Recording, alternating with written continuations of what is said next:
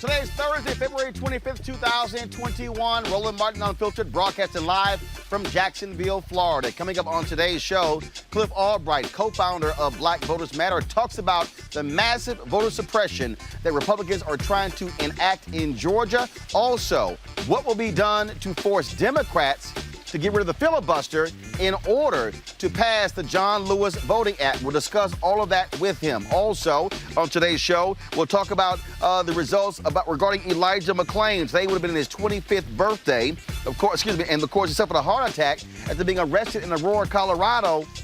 Those cops, frankly, were wrong. Nothing's happened to them. That, folks, is a problem. Also, we'll talk with Opal Lee, who's trying to get Juneteenth to become a national holiday in the United States. Also on today's show, coronavirus still impacting so many of us. The sister of D.C. Mayor Muriel Bowser has passed away. We'll also talk black content and streaming services. It's good for black content for those providers, but what are those companies also doing when it comes to advertising with black media? We'll talk about that. And in Berkeley, California, they are defunding the police in a huge way. We'll explain to you what they're doing, something no one has ever tried before. Also, update on what's happening in Texas, where 4 of the board members of the state board over the state's energy have resigned because they don't even live in Texas. Folks, it is time to bring the funk on Roland Martin Unfiltered. Let's go. He's got it. Whatever the biz, he's on it. Whatever it is, he's got the scoop, the fact, the find. And when it breaks, he's right on time and it's rolling. Best believe he's knowing. Putting it down from sports to news to politics. With entertainment just for kicks, he's rolling. It's on go, y'all. It's Roland Martin, yeah. Rolling with Roland now. He's funk, he's fresh, he's real, the best, you know he's Roland Martin now.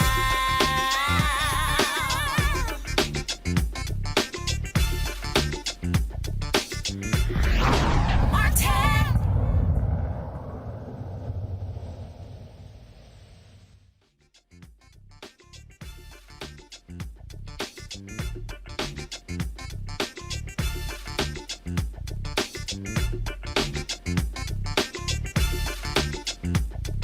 We're broadcasting live from Jacksonville, Florida, where we've been here working on some in-conversation discussions. Today, we shot Janetta B. Cole, Tiffany Lofton, Charlie Cobb-Snick, and Philip Agnew. I cannot wait to show you those interviews, folks. It's going to be really great for you to see those interviews. And so we've been on the road all week. On Tuesday, we were in Atlanta talking with Calif and Ambassador Andrew Young. Yesterday, had a great chance to sit down with the legendary attorney Fred Gray, 90 years old, one of the most important legal minds in our civil rights movement.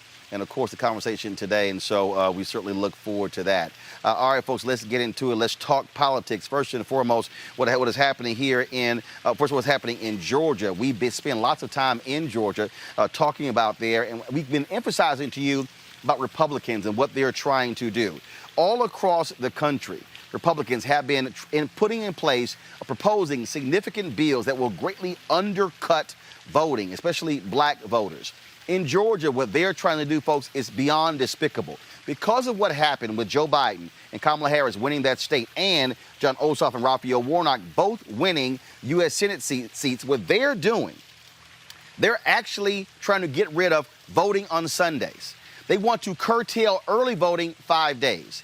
And they're trying to change the law where if you did not vote in the general election, you can't register and vote for the runoff election. It is a number of things that they're doing and trying, folks, that makes no sense whatsoever. And so we're going to be talking about that with Calif Albright, co-founder of Black Voters Matter. Let me introduce my panel as well. Let me know, folks, when Calif is there. Of course, our Thursday panel every Thursday, Dr. Greg Carr, Chair of the Department of Afro-American Studies, Howard University. Erica Savage-Wilson hosts a Savage Politics podcast, as well as Reese Colbert, Black Women Views. And so, as I said, let's now bring in Calif Albright into our conversation. Calif, always glad to see you.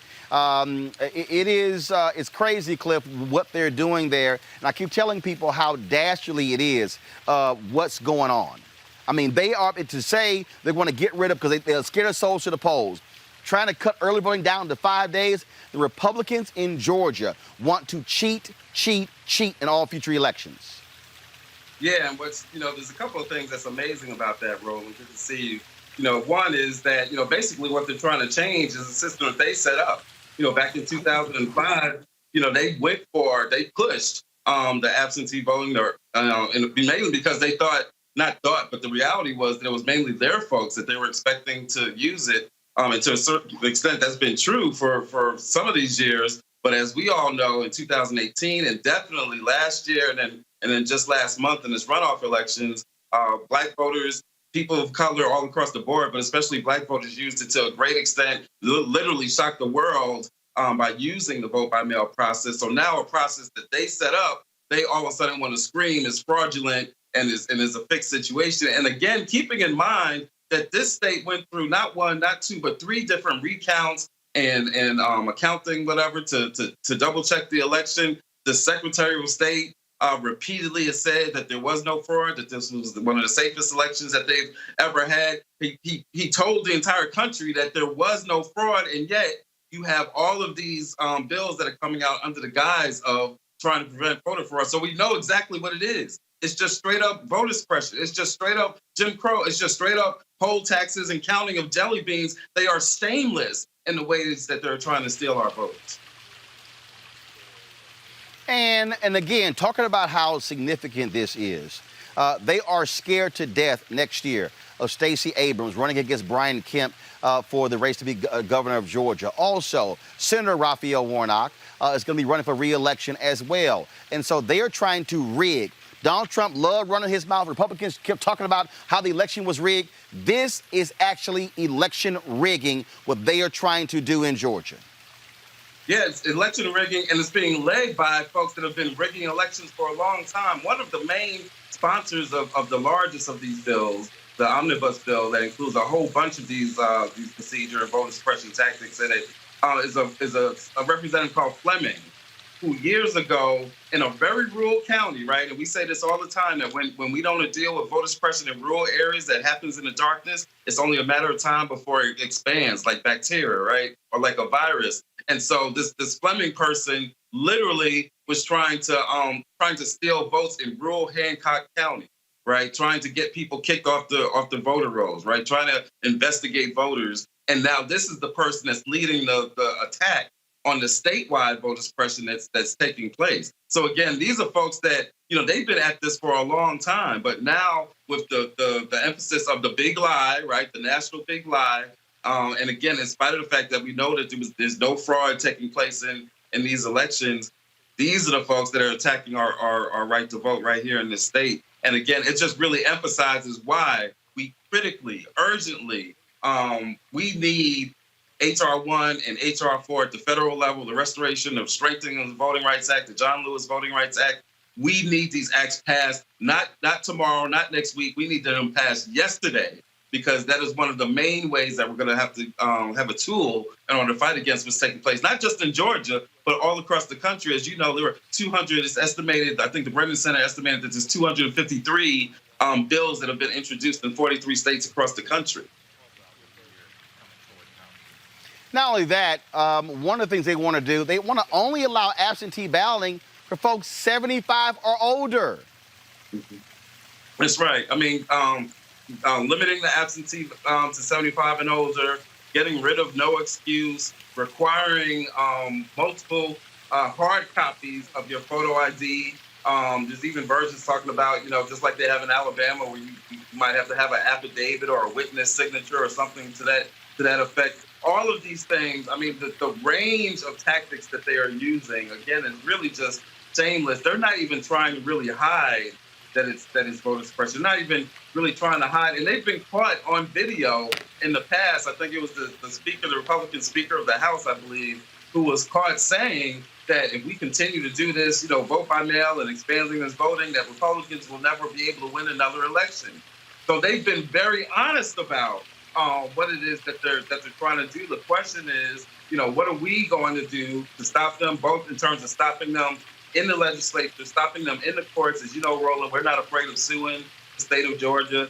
So stopping them in the courts. But again, at the federal level, we have got to have action on these federal bills that are pending in Congress right now. That's why our folks risk their lives in this election cycle to take control of the Senate and to be able to take control of Congress so that we can pass bold action in order to protect our voting rights and all the other major issues that we care deeply about. Speaking of that, when you talk about taking that bold action, that also means forcing these Democrats, they're going to have to actually get rid of the filibuster. And so what are you, LaTosha Brown and others doing? Because, look, this is what I keep saying. This action has to be taken this year. After this COVID bill, the John Lewis Act should be the next bill. And if that means bringing hundreds of thousands of people to Washington, D.C., dropping them on the Capitol, going door to door, putting pressure on Joe Manchin, on Kristen Sinema, Dianne Feinstein, and others, it has to happen, because if the federal bill is not passed, they can kiss the majority, they can kiss the control away. And you tweeted this the other day. Look, we can't make no argument to somebody who didn't vote as to why they should vote if they didn't use the power when they had it. That's right. And not only to you can't make that argument to somebody who didn't vote, but even folks who did vote, right? Some first-time voters, some folks that went skeptically to vote, right? I've seen responses to a tweet thread that I did yesterday, where people are giving their personal testimonies of how they helped mobilize younger voters, first-time voters, new voters, skeptical voters, right? Who weren't really feeling the process, but they got them to come out. But now those folks are looking at the process and saying, wait a minute, what's going on? We did all this, we got them power in Congress, and now we gotta rely on a parliamentarian. Like that's something that we never had to say when we was going out there mobilizing voters during this past election cycle. That if you go out here, if you risk your life in the midst of COVID, right, if you put everything on the line, what you are going to win is you're going to win the right to have the parliamentarians decide our future, or you're going to win the right to have Manchin and Sinema to decide our futures. That's not what we were telling folks, and that can't be what the reality is. And so to your question, we've got to mobilize our folks in all of our states to reach out to their representatives, to put pressure on their congressional leadership, that includes Schumer, in order to deal with these folks that are causing us to not be able to squash the filibuster, right? But to also put pressure on the Biden administration. It's not acceptable that they're looking at the antics of a Manchin and a Sinema, and I call them Manchinema, right? Because they're linked like that. But it's not acceptable that the Biden administration is going to just look at these two folks and allow them to dictate the agenda and not use the tools that they have at their disposal to get these people to act right. At the end of the day, Joe Biden's been in the Senate or in the White House for 47 years. If he ain't learned enough tactics by this point, right, if he didn't learn enough of LBJ tactics at this point to figure out how to count stuff done, then we may have just put the wrong dude in there. Now, I'm not saying he's worse than the person that was there, clearly, but at the end of the day, we have got to pressure him to use every tool he's got at his disposal in order to get these folks to act right, squash the filibuster, and move on this agenda. And just for anybody to understand, we were very clear. We were going to have to put pressure on whoever was in power. And so I kept saying, voting is one thing, after folks are elected is another thing. And I'm telling you, the threat needs to be laid down right now, Cliff. It needs to be laid down to Chuck Schumer, to Nancy Pelosi, and every Democrat. We will drop 10,000 people a week on that Capitol. And if those folks on January 6th, I'm talking about saying, look, they were there protesting. I'm saying we're going to bring people. We ain't sitting here trying to overthrow stuff. But we're going to bring people to hit every single United States senator, go to every single one of their offices, fill the chamber up, fill the hallways up, because racial justice has to be there. And I don't give a damn about these Senate rules. I don't care about how we all get along and all that sort of stuff. No, damn all of that. The pressure it should be real simple. COVID bill, first. John Lewis voting bill, second. George Floyd Justice Act, third. Now, after that, y'all can sit here and do what you want to do on immigration or infrastructure, but those should be the first three bills that the Senate and the House confronts. Those should be the three bills. That's got to be the demand. And the other part of the demand is that to whatever extent he has executive authority to move on some of these things, that he needs to be moving on. For example, even before the HR 1 and HR 4 are passed, the Voting Rights Acts are passed, they can be doing something at the executive level, right? They can be joining in on some of the existing lawsuits that are already floating through the system. Like, they can be given support to fight against some of these voter suppression tactics. There's executive action that they can use even while we're trying to get those things passed. But your point is absolutely correct, that they have got to prioritize these issues, and not just because it's important to us, but at the end of the day, even if it was just out of their own self-interest, right? Even if it's just out of their own desire to maintain power, what they've got to understand, if they don't act immediately on these voting rights bills, then 2022 can be a wrap, not because of anything that Black Voters Matter does or Fair Fight does or doesn't does or anything like that, just because that if they allow this whole slate of bills that is going through these key states, if they allow this to happen, it is going to be incredibly difficult to continue to do what we did last year and what we've been doing. So even if it's just out of a sense of preservation, they need to take action on these issues that we are demanding that they take action on, and that we motivated and mobilize people on throughout the election campaign.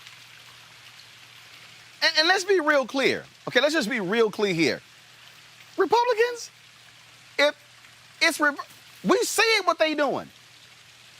42 states in America, 42 states, they are proposing voter suppression bills. They wield power. When they have the majority in the House and the Senate and the governor's match on the state level, they say, we're going to sit here and run a train on y'all. And I'm using that language for a reason. That's what they're sitting here doing, Cliff. And Democrats, oh no, we're going to sit here and maintain our congenial rules because, you know, what's going to happen if we're not in power, they're in power. Guess what? They're going to do it like they did with Amy Coney Barrett. So either you use the power when you have it, or you're going to lose the power, and then you can't come to us to save your ass to get it back, because we're going to say, we gave it to you. We went to the polls. We did the best that we could. And let me be real clear. Let me be real clear, white America. Y'all didn't do your job in Maine, where a woman lost. In Kentucky, where McGrath lost. Where a woman lost in Iowa. All them white states, y'all didn't do your job. But guess what? We did what we were supposed to do in Georgia in order to get the doggone Senate. Latinos did what they were supposed to do in Arizona to elect Mark Kelly to get what they were supposed to do. And so now you again wants to bail you out? No, you better use this damn power or you're going to lose it in 2022. You're exactly right. That's the deal. And when we say that, you know, people need to be clear. It's not a matter of us as organizers or you as a journalist wishing this on the country or wishing this on Democrats, right? It's a matter of, look, we can read the tea leaves, right? Like I said earlier today, like, you don't blame the doctor for giving the diagnosis. So if I'm telling you that if you fail to move on these policies, that there's going to be consequences and repercussions, it's not because I'm gonna be the one out there that's saying that people don't vote, right? But I am telling you, just off of my experience, just as you, Roland, are telling folks off of your experience, we can see what's coming. And we can already see that if there's not movement on these issues, like you said, the Voting Rights Act, COVID, George Floyd, you know, throw in there the increase in the minimum wage, which right now there's that whole fight over whether that's going to be included in this COVID package. But that if there's not student loan, if there's not enough movement on these issues, and there might be one or two that they lose on, right, or they can't get done, right? But if there's not enough movement on this, we are telling folks there's going to be consequences, because it is human nature that if you convince folks to vote because their vote has power, because their vote will change policies and change their lives, and then that doesn't happen, it's not rocket science to know that you are going to see a decrease in turnout. And it may not, it could be 1%, 4%, 5%, whatever. It doesn't have to be a 50% decrease, but with the razor thin margins that we see, that kind of a decrease could be disastrous. That's what we're trying to tell folks, and they have got to take bold action right now. It's not even bold action because we're talking about policies that are like remarkably popular. The COVID bill is remarkably popular. Increasing the minimum wage, remarkably popular. The voting rights is remarkably popular. So it's not even a big lift. There's just got to be the political will for them to get it done. Cliff Albright, co-founder of Black Voters Matter. We really appreciate it, man. Thanks for joining us. Thank you, Roland. Rishi Colbert, I'm going to go to you first. It's called getting off your lazy asses and using your power. And I know people out there sitting there going, well, yeah, but that's what we told you. I keep telling y'all, two people are going to win, Trump or Biden. Who was going to win in Georgia? It was going to be Loeffler and Perdue or Ossoff and Warnock, bottom line. But can't nobody out there say, I didn't warn you that after we vote, then we have to make them do what they said they were going to do. That's what we're talking about here, Reese. Absolutely. And I think that, personally, I think that Senate Majority Leader Chuck Schumer is getting off way too easy in all this, because it's popular to try to hound, President Biden and Vice President Kamala Harris. But do you see people having to hound Speaker Pelosi? She always gets the job done, even though her margins in Congress are slim, much slimmer than what she had in the last session of Congress. But it seems like Chuck Schumer is asleep at the wheel. He's the one who has the out-of-control caucus. He's the one who has the caucus members who are trying to derail Biden's cabinet nominees. He's the one who has his nominees, who are his caucus members, who are undermining the fight for $15 minimum wage, which is the Biden-Harris promise, as well as a Democratic promise. Almost all the Democrats ran on that. And so I think there needs to be considerably more pressure on Chuck Schumer, who is up for re-election in 2022. Now, granted, he's very popular in his home state of New York. Primarying him probably would not result in a successful primary. But I just think that, it's his first time being majority leader, and he was minority leader throughout the entire Trump presidency. So it's time for him to step up. It's time for him to make stuff happen, because that's his job as majority leader. And if he's not capable of to it, then somebody else needs to step up and do that job, because I'm not seeing it from him. And it seems like they're just not as united as they need to be. And that's going to be the biggest hindrance when it comes to passing any kind of agenda, particularly anything that's going to take more than 50 votes, without Chuck Schumer being willing to scrap the filibuster. Mm-hmm. Erica, they got to fight. They got to be willing to fight. They got to be willing to scrap. They got to be willing to go hard. And they got to learn how to, again, wield power. And I'm sick of all this nice shit. I'm sick of it. Okay, we dealt with 4 years of Republicans. No, not 4 years. The last 2 years of Obama. So for the last 6 years, Republicans like, hell no, we ain't passing jack. We ain't confirming judges. Y'all can pass all the bills in the House you want to. They're going to die in the Senate. Now you have the power. It's 50-50. And yes, you have to sit here and kiss the butt of Manchin and Sinema, but somebody got to go to them and say, hey, fool, guess what? If you idiots don't end the filibuster bill and we don't pass the John Lewis Act, y'all going to be in the minority in 2023? Absolutely, because it was Georgians that delivered Warnock and Ossoff. 1.3 million Georgians braved to vote by mail. And when we look at the actions of Speaker Ralston, which I'm glad that Cliff Albright brought his name forward, January the 7th, the day after the insurrection, the day after the senatorial victory in Georgia, Speaker Ralston, who has been Speaker of the Georgia House of Representatives since 2010, stood up the Georgia Special Committee on Election Integrity. And that committee, which does comprise Barry Fleming, who Cliff Albright also mentioned, I counted so far 47 anti-democratic, anti-voting bills that they have introduced since January. And 4 of those bills are already engrossed, meaning that they've already passed over to the Senate and that they've been certified by the Senate Secretary. They are actively and have been actively working since the day after the United States Capitol was taken over by insurrectionists and treasonists. They have been working to effectively ensure that Georgians do not see victory again. So based on those merits of victory that Georgia delivered to the Senate, it is only becoming that they take action. And so even we're looking at these big 2 bills, House Bill 531 in Georgia, SB 241, which are egregious in nature, that you have the Senate Ethics Committee that was meeting at 7:30 in the morning to get a hearing on it. Those 2 bills, which would effectively ban mobile voting, which would also ensure that folks who wanted to vote by mail again, that they would have to be able to provide a copy of their driver's license or a copy of their state-issued Georgia ID. Those are the acceptable forms of ID just to request their ballot. There are whole other a bunch of hoops that folks have to jump through in order to submit their ballot. And this is detrimental for communities, particularly rural communities. They don't have printing facilities or access to copiers or scanners in their community to be able to do those things. For folks who don't have a Georgia state ID or a Georgia driver's license, they may have only their tribal identification. The bills that are coming out are fast and swift. We have crossover day, because I'm back in Georgia. We have crossover day that should be taking place on March the 5th.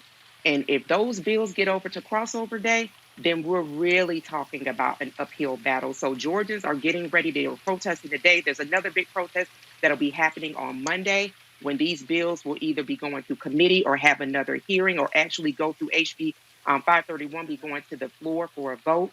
There is trouble in the water. And so the response needs to be absolutely for HR 1 and 4 to pass, because we can see that Georgia has definitely cranked up the heat around that pre-clearance that was struck down with the Voting Rights Act. They are actively ensuring that folks who are disabled, people who are elderly, people who are immunocompromised, people who want to vote, that it is more difficult for them to do. We are in a crisis state, and we need for our Congress to respond accordingly to all 43 states.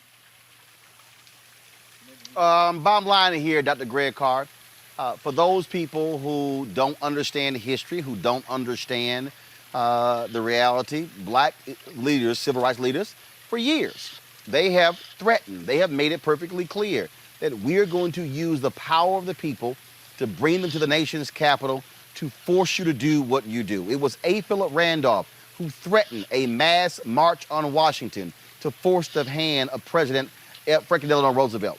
Simple as that. It's been other leaders who have done that. So what we're talking about ain't new, okay? It's not new. Black folks have always done that. And this is also an issue that can garner support from other people to stand with us, okay? Young people, Latinos, Asians, Native Americans. The issue of voter suppression cuts across so many different areas, and I think the polling numbers would be there. We've got to have people who are going to push hard enough to, if somebody don't have the heart to get rid of the filibuster to pass this bill, because you're not going to get 10 Republican votes, then guess what, Greg? We got to give them some heart, and that might mean a swift kick in the butt. There's no question, Roland. I'm actually very encouraged. I'm energized. And I congratulate the white nationalists who are now in the Republican Party. I encourage them in their fight because I have no stake in this country. If it's going to remain a settler project, it can go to hell. And what history of this country showed us is that at moments like this, the future of the country in terms of what happens in the immediate wake of these type of actions is pretty predictable. The Civil War, Reconstruction, the Civil Rights Movement. And these white nationalists, congratulations, white boys and girls, because you're going to destroy your country. And that's not necessarily a bad thing for the people who live in it. What do I mean by that? The Senate wasn't flipped in January with the runoff election. We know who Manchin was. We knew who Sinema was. What happened was the thing was put close enough to engage in an all-out war. Joe Manchin, tool of the special interests in his formerly coal mining West Virginia, should be destroyed. And he should be destroyed by those who call themselves allies. I'm not talking about black and brown people. I'm talking about the white people who said they're allies of democracy and they're for people. He should move down to West Virginia. And if polling data can be trusted, and I think some of it can, there are a number of white nationalists who actually support much of the legislation in the Biden-Harris agenda, and they can be turned against Joe Manchin. This is full spectrum, last death cry rattle for the white nationalists. And so we have to understand, now is not the time to react out of emotion. Americans generally are politically immature, and Black America in this regard is no different. We didn't win in January. What we did was won the right to fight another round. And now we're engaged in a 20-month war. Right. And we said this, Roland, you've been saying this all along. We're in a 22-month war right now. If If they pass the John Lewis Voting Rights Act, it is going to be appealed to the Supreme Court, and they've got a 6-3 majority between Justice McConnell Gorsuch and Justice McConnell Barrett, along with Justice Beer Kavanaugh. They will, because remember, any Voting Rights Act is only pursuant to the power Congress has under Section 2 of the 15th Amendment. They will simply interpret it as being unconstitutional. There are 2 cases on the docket of the Supreme Court this session: Brnovich versus Democratic National Committee and Arizona GOP versus Democratic National Committee. Those are testing whether or not Section 2 of the Voting Rights Act, as it currently exists, is constitutional. Look for Justice Clarence Thomas, who has a whole head made of bone, to stand with his racist friends in the deep Uncle Tom style, and do what he did in the case that we saw him write a dissent in this week, GOP versus DeGraff and Reed, where he said an election free from strong evidence of systemic fraud is not alone sufficient for election confidence. One of the most exquisitely absurd sentences in the history of SCOTUS jurisprudence. Why am I saying all this? I'm saying that voting is one tool in our battle, but this is not American Idol. This isn't a popularity contest. And if and when they pass these laws, this isn't the time to take it out on the people who we have elected. It is the time now to engage in an extraordinarily more significant fight and to expand the battlefield. Smiling Ben Sass, you punk. Young Josh Hawley, you punk. And all you racists on the GOP side who nobody ever even thinks to narrate in the calculus of who will and won't vote, your states are not lily white. I'll end with this. The striking thing now, when you read this DeGraff and Reed decision that came down this week, is that Alito, is that Gorsuch, is that Thomas, particularly Thomas, are willing to try to blunt the force of state Supreme Courts. Why? Because these white nationalists and their Tom servant understand this in the coming waves of what will happen in this little settler colony as it disintegrates. State court, Supreme Court justices, many of them are elected by statewide ballots, meaning you can't gerrymander them. You can't racially exclude them. So these legislatures that are passing these laws, if they're involving state constitutions, they can be blocked by state Supreme Courts. It's time for us not to get emotional. As John Clark, you say, don't get mad, get smart. It's time to up the tactical advantage and bust this little country out. It's going to fall either way. Be smarter than to think if you lose a battle, somehow you've lost the war. It's time to increase the engagement, not diminish it. Absolutely. Folks, I told you this was going to happen, which means if you say a war is coming, prepare yourself, undergird yourself. And we're going to keep sounding this alarm. Mainstream media can keep doing what the hell they're doing. We're prepared. And if that means that we're going to take this show back to Georgia, to staying with folks there, we're going to do that. We're going to focus on what's happening in Pennsylvania. The same thing is happening there. We're going to use our power, which is why y'all have got to support what we do. Because what we're talking about here, folks, is our future and that of our children, our children's children. If the Republicans are able to use the power of political gerrymandering and lock these laws into place, you're talking about not only control for the next 10 years until the next United States Census, they're going to have it gerrymandered so bad that they're even talking about in Pennsylvania and other states going to district judges because they're angry at the state Supreme Court ruled against Republicans. That's how serious this is. I told y'all, they want to use the power of the judicial branch on the federal and the state level to keep in place white supremacy. So when America's and the nation majority of people of color by 2043, we are still going to be, frankly, slavery without shackles. That is their goal. And we're going to keep fighting that. Coming up next, we're going to talk about should Juneteenth become a national holiday.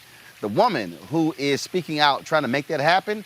We'll talk with Oprah Lee next on Roland Martin Unfiltered, broadcasting live from Jacksonville, Florida. Back in a moment.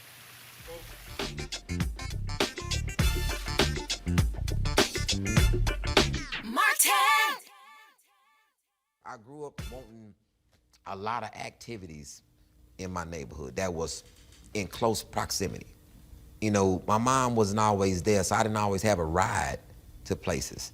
And, you know, you want to be able to walk down the street and get to something that's some food for your soul in your community. You know, I relished, the days of being in Clarksdale, Mississippi, and when I had to go out there and live with my people, they had actually black-owned corner stores. My uncle owned one. My Uncle Donald owned a cleaners and a corner store, and he a city councilman down there now. And it's like, that was big for him.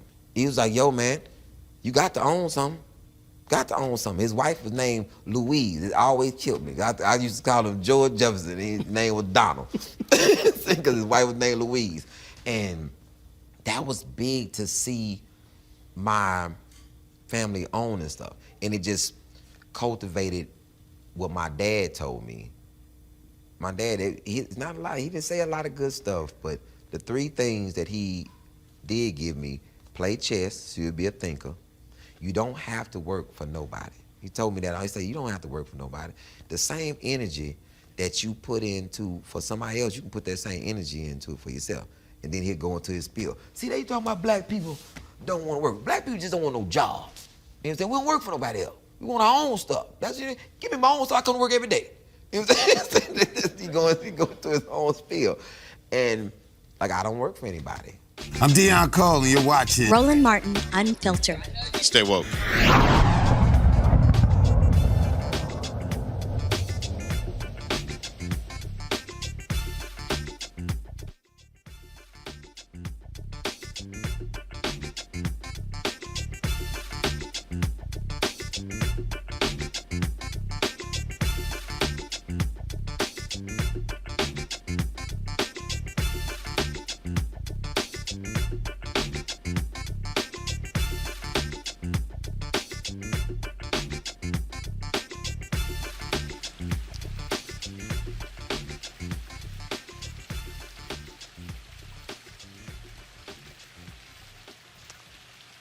All right, folks, welcome back. Jacksonville, Florida. Roland Martin Unfiltered, broadcasting from here. Juneteenth. I'm a native of Texas. We were the first state to make Juneteenth a federal holiday. It is the only state, it's the only actually holiday that actually recognizes or speaks to slavery.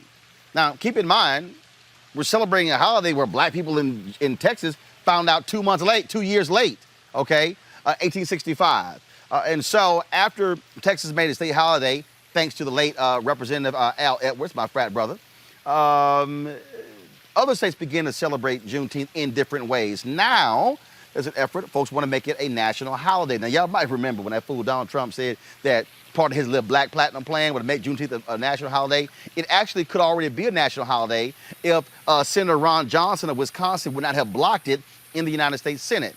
Well, Opal Lee, many call her the grandmother of Juneteenth. She, of course, has been traveling around the country trying to make this an issue. She was in Washington, D.C. today at a news conference at the National Press Club. She joins us right now on Roland Martin Unfiltered. Opal, how you doing? I'm alive and kicking. What about you? I am doing great. And so, again, look, I'm 52 years old. I've been celebrating Juneteenth my whole life. I've been a native of Texas. And so for a lot of people who didn't know about Juneteenth, it was a way of life for us black Texans. And so your effort, trying to make this a national holiday, how's it going thus far? Today was a red letter day because the House and the Senate have put the bill up again, and so we are rolling. We figure we're going to have Juneteenth a national holiday by Juneteenth 2021. So, look, it's not like it can't get passed. And so who is leading the legislation? Who do you think is going to make it happen? Well, in the House, Representative Sheila Jackson Lee is heading that. And in the Senate, we've got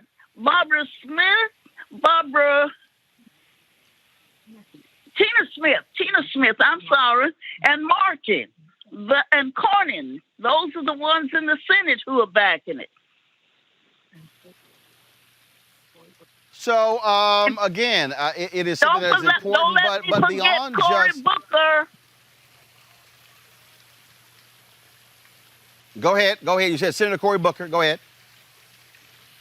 He's the one backing it too. So all these good people, it means that soon and very soon we're going to have it a national holiday.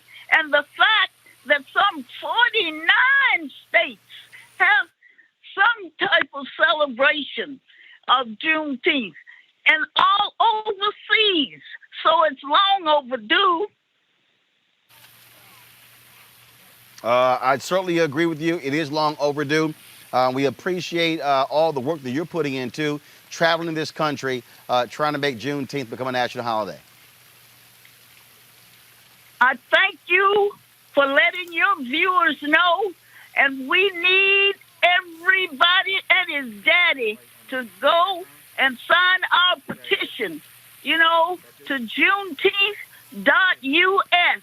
And find the link where they can sign the petition, and that will make us have another 1.5 million signatures to take to Congress, and they won't think it's just one little old lady and her group trying to make it June holiday. All right, then. Opal Lee, I appreciate it. Thanks a lot. Thank you. Love you. Thank you. Love you as well. You take care. Greg Lee, I want to start with Greg Carr. I want to start with you. From a historical standpoint, again, when you think about how this country has frankly ignored the reality of the impact of slavery in this country, people of African descent. When you look at what this, like in many ways, what this country has done to acknowledge the Holocaust, which didn't happen here, it happened in Germany. And I know some look at Juneteenth from a festive standpoint, but because when blacks found out they were actually were free, what value do you see, Dr. Carr, in Juneteenth becoming a national holiday in the United States? I think the value is to white people, and that's not a bad thing. If you want to have a country, you have to create a national identity. This country doesn't have one. It's not a nation. It's a state with many different nations in it. Juneteenth is a ritual that many of us, and you've been doing it your whole life as a Texan, many of us have always celebrated with Kwanzaa. Emancipation Day used to be, now Watch Night into January 1st, so forth and so on. If making it a federal holiday, and can't nobody be mad at Ms. Lee, Opal Lee. Come on, y'all. Opal Lee for president. Come on now. But by embracing traditions from the various nations that make this country up, the country begins to establish itself as a nation. So, Ron Johnson, a human joke who will soon be washed away with the Senate election in 2022 in Wisconsin. Ron Johnson is standing for the country in his mind. This is a white man's country in Ron Johnson's rotting mind. And as he dies and turns to dust, along with that mentality, he will be replaced by those who will continue to celebrate the things that they hold dear to themselves, meaning that the only thing in question will be whether or not this country will expand itself in a way to share in these rituals so that then that can be used as symbolic momentum to generate symbolic momentum for the type of deep structural change that has to happen in order for this to remain a country. So really passing Juneteenth as a national holiday would benefit white folk as much as it would black folk, because we're going to celebrate it anyway. Erica. Well, I have to say, just looking at Mother Opal Lee, and I did watch the event at the press club, one of the things that stood out to me was that this is a woman that is in her 90s that is still civically engaged. And if the message of civic engagement had to look like a person, it would be Mother Opal Lee, who has not only traveled the country, but has walked and that knows the legislators who are key in order to making bill pass. I think that Ms. Lee should really convict people who are not engaged in the semblance of democracy that remains of not doing anything. If you have someone who is in her 90s that has seen this country through a lens that none of us has seen, but that is still moving. She's still pressing. She's still moving forward. With that kind of bout of energy, everybody ought to be engaged. As much as you've talked about, Roland, throughout the years, the importance of the vote, the importance of being engaged, the importance of understanding how political power and the mechanisms of those work, we have that in Mother Opal Lee. And so I would say, and just end with this, one of the things that she said that really touched me, when she tore off her mask and got into the mic, I just want to repeat back. She said, "Never before have millions been aware of the atrocities that happened to the enslaved or the blatant disregard for human life that is now occurring, a residual effect of slavery and a carryover of a slave mentality that has a vice grip on all of America. Get engaged."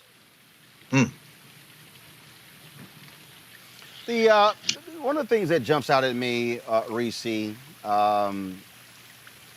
when we talk about this conversation, the country has never wanted to confront its past. And making it a national holiday, you force America to have to say slavery once a year.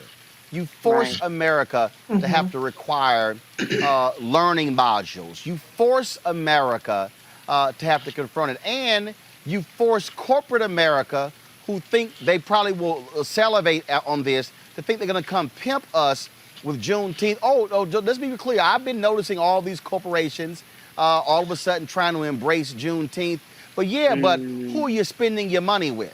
Are you spending it on mainstream? Are you spending it in black communities? Are you only giving black organizations $10,000 for a table or making monetary donations? But are you truly funding black organizations and black businesses and opportunities along those lines? See, that's the whole deal. Later in the show, we're gonna have a conversation about shows on Netflix and black content creators. But I sent Netflix a text message and an email, and I sent to Bazoma, the chief marketing officer, saying, "What's y'all black spin on black media?"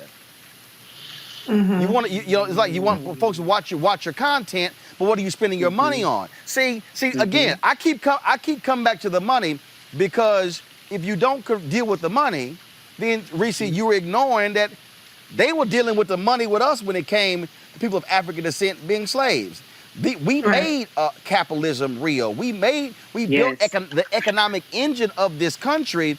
And so part of this push for Juneteenth being a national holiday is not saying, well, hey, let's have a day off, but it's to force America to say, you're going to have to reckon with your past. Yeah, absolutely. And I do remember last year around the time where we had the racial, what we thought, or what was kind of somewhat of a racial reckoning, where Juneteenth all of a sudden was something that was recognized more. And it certainly was more corporate and monetized and things of that nature. And so one thing I do appreciate, at least about this push, is that it's not precipitated by black trauma or death. We've already had enough of that with slavery. That wasn't enough. We have to wait till another black person gets killed before we bring up these symbolic holidays and things like that. And I really couldn't have said it better than Dr. Carl R. Erica about, Mother Opal Lee. She has been leading this charge for so long. And so I think that it's really important that we, talk about these things outside of the context of, the Black Lives Matter movement or just something that recently happened, but that this is an ongoing fight to have this country recognize the way that Black people have been treated in this country. And the last thing I'll say is I want to shout out VP Kamala Harris, because she was one of the co-sponsors of this legislation in the last session of Congress last year. And so I'm interested to see what Majority Leader Schumer does, because, what Republicans have been able to do, at least while Mitch McConnell was the majority leader, was feign this whole filibuster. And then that was it. It was dead in the water. So I'm interested to see if Chuck Schumer refuses to get rid of the filibuster, how he's going to work around not having necessarily 60 votes. Juneteenth might have 60 votes because, as Mother Opal Lee pointed out, there are multiple Republican co-sponsors, particularly from Texas, with Texas John Cornyn. So there is something that maybe they can do. But, it's only taken one person to block the George Floyd Justice and Policing Act, to block the anti-lynching legislation that Senator Kamala Harris and Cory Booker put together, and to block the Juneteenth legislation. And so I'm interested to see what is Majority Leader Chuck Schumer going to do so that you force people to take these votes, you force these debates, and you force an actual vote on the legislation and not letting one Republican hold things up and then we move on and change the subject? Yes. Folks, let's go to Denver, where investigators have released findings in the fatal arrest of Elijah McClain. The findings criticize how they faulted police for the entire incident, including their quick, aggressive treatment of McClain, who would have turned 25 years old today. The investigation that was commissioned by the city of Aurora found two contrasting stories about what happened to McClain in August of 2019 after someone reported him as suspicious. One, based on officer statements to investigators, where police described a violent, relentless struggle. Another, based on body camera footage, in which McClain can be heard crying out in pain, apologizing, explaining himself, and pleading with the officers as they restrained him, applied pain compliance techniques, and sat or kneeled on him. City management is reviewing the findings to determine what the next steps should be. As of right now, there are several other investigations into his death. The Colorado Attorney General's office is pursuing a criminal investigation. The Colorado Department of Public Health and Environment is investigating the use of ketamine, and the U.S. Attorney's Office, Department of Justice, and the FBI all conducting a federal civil rights investigation. But the bottom line here, with all of that, Erica, he's dead. Mama's in pain. Family's in pain. Cops have not been prosecuted. And so what we are probably going to likely find is, again, police killing another black man for no reason whatsoever other than being black. Same thing with the cops, where the grand jury declined to indict the cops in Rochester, New York. That particular case that came down a couple of days ago as well. Again, this becomes just repeated over and over and over again, the same reactions. Yeah, as Reese just talked about, that precipitation of black trauma. This is something that has, we're used to, unfortunately, this hostility of law enforcement against the black body because of how they were birthed, right? They were birthed out of slave patrols. We've talked about that on this particular platform breathlessly. And until this institution, these taxpayer-funded servants, as they are supposed to operate, are actually held accountable, that they are no longer a death squad to the black body, killing black men, black women, accosting black children in our schools, putting a level of fear in black children that should be going to school to get their education and have a social aspect of school. Until that is scrapped, we will unfortunately continue to see this.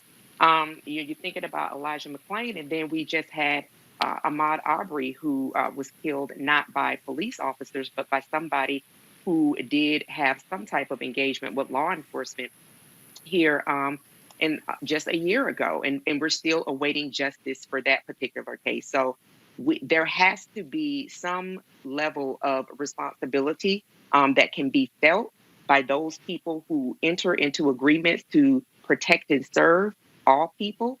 Until that happens, until these police officers that dare take the life of a person, until they are held accountable.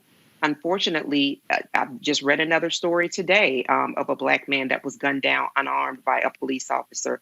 This will continue to be a part of the book of Black life, and it has to cease. It is certainly sad that that we're having to talk about today this particular story. Greg Carr, McClain should have been celebrating his 25th birthday. Absolutely. Yesterday, the Secretary of State designee Anthony Blinken said that the United States is going to apply for readmission to the UN Human Rights Council. There are 3-year terms, and the United States is going to apply to be in one of the 3-year terms. I think the United States of America should be brought up on human rights abuses. When we see Brown versus Board of Education and the concessions, the legal concessions of the 1950s and 60s, a great deal of those concessions came because the United States was facing a changing world, the African independence movement, the Caribbean independence movement, Latin America, and they did not want to lose in the court of public opinion to Russia and China and other places. I think we make a mistake when we restrict our criticisms of these white nationalists who kill us with impunity We make a mistake when we appeal solely to the domestic tribunals at the local, state, and federal level. United States of America, as Malcolm X said in the 1960s, as Paul and S.E. Robeson and W.E.B. Du Bois and Shirley Graham Du Bois and William Patterson and Louise Thompson Patterson and many others said in the 1950s and 40s, should be brought up on charges in Geneva and in New York before the United Nations. So Secretary Blinken, yes, rejoin the UN Human Rights Council and save all the smoke you have for Cuba and Venezuela and protecting Israel. You save that smoke for the fact that the rest of us will now need to drag your naked country into the dock on the international level, whether you're signing a signatory of a human rights treaty or not, because you don't move in the United States until the world pays attention. That's an important thing I think we need to learn now, because there will be no justice. You can't bring him back to life at this point. Reese, this is also why the pressure has to stay on, and also push the Department of Justice to be far more aggressive, which also means changing the laws to go after people for violating the civil rights of folks, and that's what we saw here.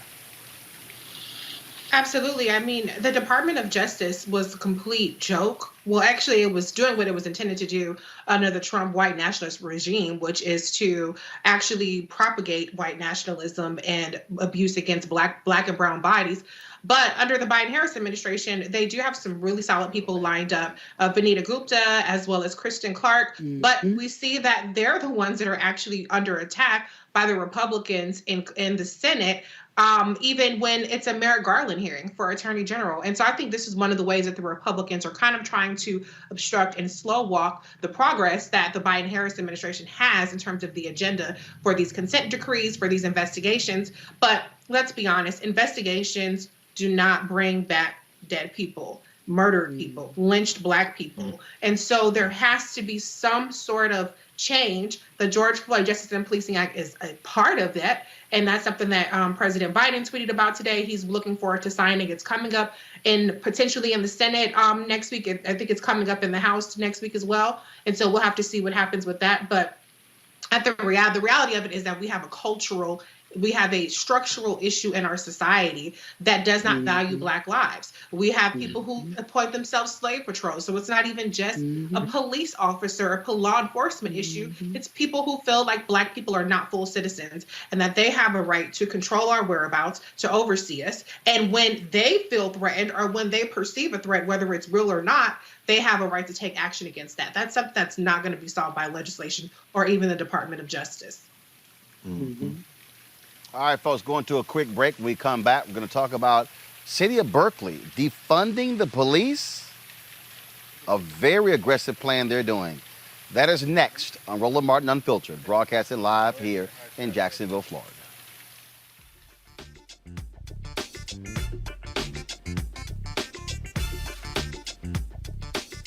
When you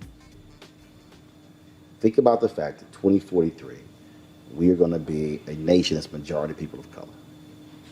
I've really focused on this a lot, on television, on radio, in my speeches.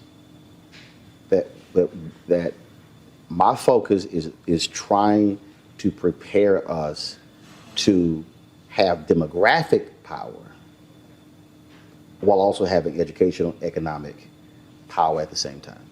Because there's nothing worse than having demographic numbers, but then you still don't have that economic power, that political power, and education power. Well, you and I think most people know and understand that education is what we've got to impress on all of our people. We've got to help people to understand that if you want a decent quality of life, if you want the kind of quality of life where you're not having to worry about your food and your nutrition and, being able to pay your bills or buy a house, then you've got to become educated.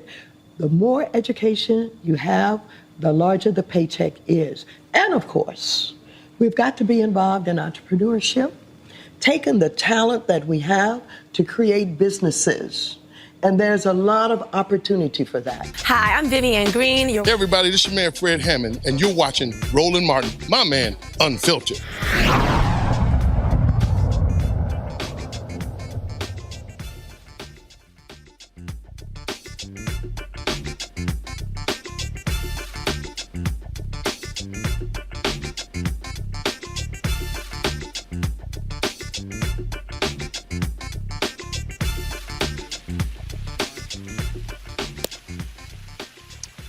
Welcome back to Roland Martin Unfiltered here in Jacksonville, Florida. The city of Berkeley, the city council there voted to end all traffic stops for low-level offenses such as not wearing a seatbelt or an expired license. Police will also need written consent for vehicle searches except under circumstances where consent is not legally required, and cops can also no longer conduct warrantless searches of people on parole or probation. The city council also voted to fire police officers that have published racist content online. These reforms follow protests against racist police violence across California and the country last summer. Common damn sense, Greg Carr. I mean, part of the problem that we have when we talk about these incidents is that they take place on basic stuff. The brother in Dallas, who was just Plano, Texas, who's just walking in the snow, who gets arrested. Thank God he wasn't killed. You take, of course, what happened with Elijah McClain. We could go on and on and on. It's these basic traffic stops that have Walter Scott that have led to folks being killed because these cops lose their damn mind. Absolutely, Roland. I mean, and you teased the story by talking about what Berkeley may be doing and what defunding the police may look like. One of the things that they're adopting is they're investing in a specialized care unit to respond to mental health calls. In other words, they're going to move some of that budget from policing to that, and also transferring traffic enforcement duties to trained civilians. This is critical. And you know, it is common sense, but when you allow the power of enforcement for things that shouldn't require the use of deadly force or anything like that, you turn that over to somebody with a gun on their hip, you've set yourself up for this kind of thing. And so Berkeley is indeed giving us a window into the types of repurposing of resources that's what is meant by defund the police. Finally, in Alabama, we see in their state legislature, they're trying to pass some even more stringent laws. Mike Harriet was just reporting on this, attacking journalists and other people. They want to increase the type of violence. Ultimately, public policy is really about enforcing a cultural view, a world view. And in Berkeley, they seem to have the worldview of human beings, and they're taking a step in the right direction. Reese, it's called law enforcement. And this, what this does is say, focus your damn resources on real crimes and not petty crap. Absolutely. I mean, if you look at it, a vast majority of crimes in this country go unsolved. So while people are out there harassing the hell out of somebody with a broken tail light or, you know, not having a seatbelt on, there's somebody out somewhere knocking somebody upside their head and getting away with it. And so the priorities are all messed up. So yeah, absolutely. I think it's great steps. And I think that these are tangible, you know, wins that people who like the sloganeering of defund the police can point to and say, this is exactly what we mean, because that's what should be happening. We have so many of these horror stories where people are having a mental episode, families are dealing with somebody having that, they call the police and their family member ends up dead. And now nobody, it just escalates the situation.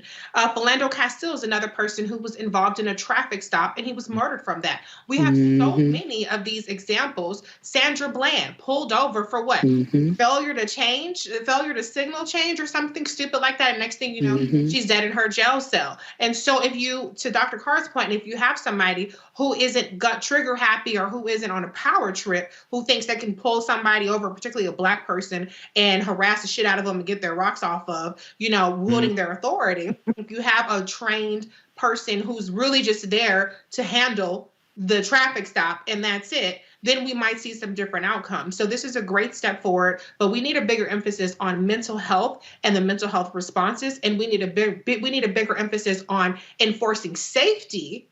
And that does not require an armed response in a vast majority of these cases. And this point here, there are some other cities that are taking action. This is for all the people out there whining and complaining. We don't like the phrase defund the police. Well, fine. Call it whatever the hell you want to call it, but change the damn laws so you don't have these cops running amok, using the power of the gun and the badge, killing people. That's the real issue here, Erica. Sure. And that person could be them or their family members. When you think about the state of California, there's only 6% of a Black population there, but Black folks account for 16% of the traffic stop. That is crazy. And then also, I'm thinking about all of the red light cameras, all of the cameras that we just have actively throughout our municipalities. Damn, send somebody a ticket. And if the ticket, not a ticket that has a financial burden on it, but perhaps a ticket where somebody could go and complete some type of community service to help uplift another community. There's so many other different ways to approach this. But as Reese has said, and Dr. Carr has said, that when we continue to know how this whole enforcement entrapment, what it was birthed out of, it was birthed out of slave patrols, the absolute authority to be deputized and control Black bodies. When that is admitted, and then there is a breaking from that, then I believe that we can actually conceptualize and actually do and actually have laws like this in several other municipalities, because it's definitely something that's necessary. Locking people up. We are a country that has the most folks incarcerated throughout the entire globe. These are common sense solutions that need to be adopted across municipalities. Mm-hmm. Absolutely. And also, folks, our condolences go to D.C. Mayor Muriel Bowser, whose sister died of COVID, pushing D.C. past the 1,000 death mark. That is just so unfortunate. She actually spoke out about that, torn up by it. Of course, she died on the same day they actually passed at 1,000 death. She was the mayor's only sister and died just short of her 65th birthday. This is what she said in a statement. Marcia was loved immensely and will be missed greatly as she joins the legions of angels who have gone home too soon due to the pandemic. Of course, the mayor also declared Wednesday a day of remembrance for more than 500,000 Americans and 1,000 D.C. residents who had died from COVID-19. Still, folks, significant impact. And so what we want you to do is while you're out there, please wear your mask, put on double mask, practice social distancing, take that COVID-19 vaccine. Am I going to take it? You damn right I'm going to take that. Because look, it's like living or death is really two options. In fact, and this is just something that's critically important here. I got a text message today from one of my lawyers, Erica, who a year later has still massive problems after having COVID-19. It impacts people differently. And so when I hear some people say, hey, you know what, it wasn't a big deal, I got over it. Other people haven't had the same. I'm not trying to go either way. And so this is something we don't have time to be playing with when we talk about COVID-19. Absolutely, Roland. And just even thinking about that, in 2.7 years, you just had a guest on last week, a doctor that talked about nearly 3 years of the life expectancy of Black folks has been chipped off because of COVID. And this is just based on the first 6 months of last year, 2020. That could actually go up. So when you think about that life or death piece, it's actually life or death for all of us. If there's also responsibility that we have to not only ourselves, but to everybody else, because last year in 2020, I believe it was about 80% of COVID deaths were folks that were 65 years and older. And so you're talking about generations of parents, generations of grandparents, elders that are dying, and not just them, young people, middle-aged people as well. And so the long-term COVID effects, that is something that we're starting to see. I know that there was a story on this week that I was watching, a woman who was a marathon runner, a frequent runner, extraordinarily healthy, a year later has a really hard time taking 6 feet up a hill. She can't do it. And it is her desire to be able to run or just to take steps without having to beg for air, so to speak, that she's isolated herself. Her mental health has declined as well. We still have people that don't have sense of taste or smell. We have folks that their lung capacity is greatly diminished. There is a lot still to yet be discovered because this is still a novel virus. And so it behooves all of us to make sure, as you said, to double mask, to make sure that we're washing our hands, and that access to the vaccine, if it's in your community, to please make sure that you get all of the research that you can to make sure that you're up to speed on vaccine awareness and get the vaccine. Bottom line is, this is nothing to play with, Reese. It's as simple as that. And too many of us are dying prematurely. And it's important for us to keep this front and center and not lose focus. Absolutely. And here's the thing. A lot of attention is brought on these anecdotal cases of, oh, this person had these side effects from the vaccine, or this person died shortly after, in the ballpark of having the vaccine.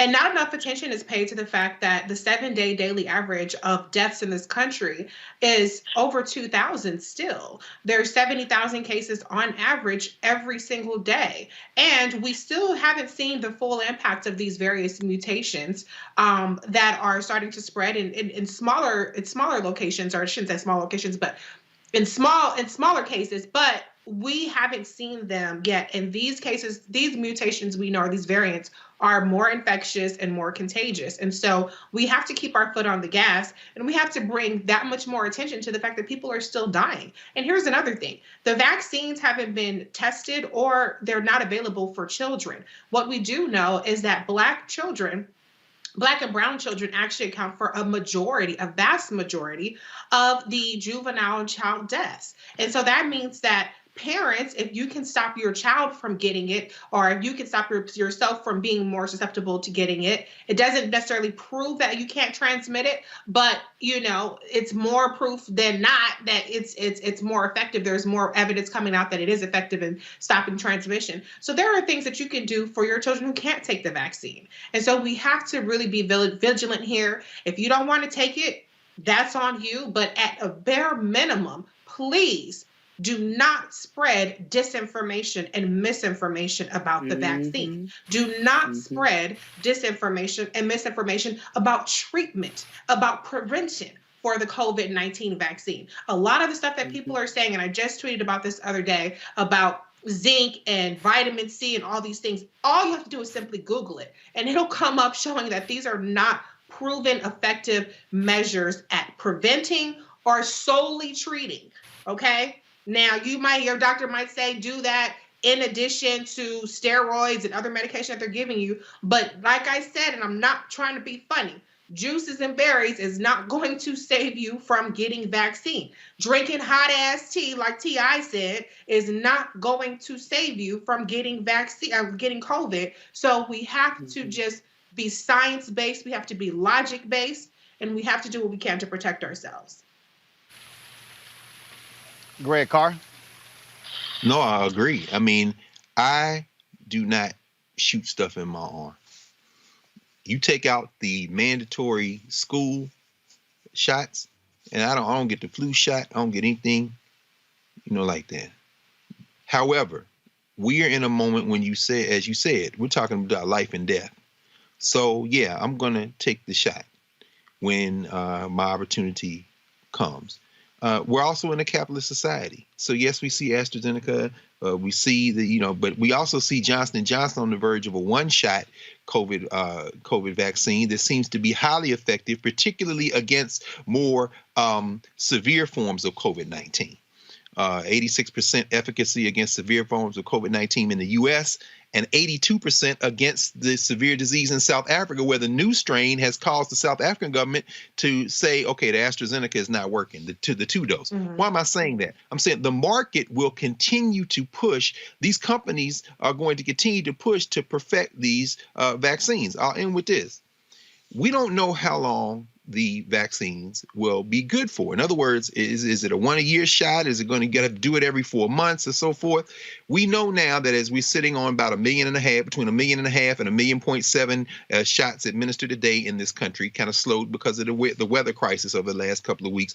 We know that it looks like folks are going to be able to get this vaccine. Get the vaccine.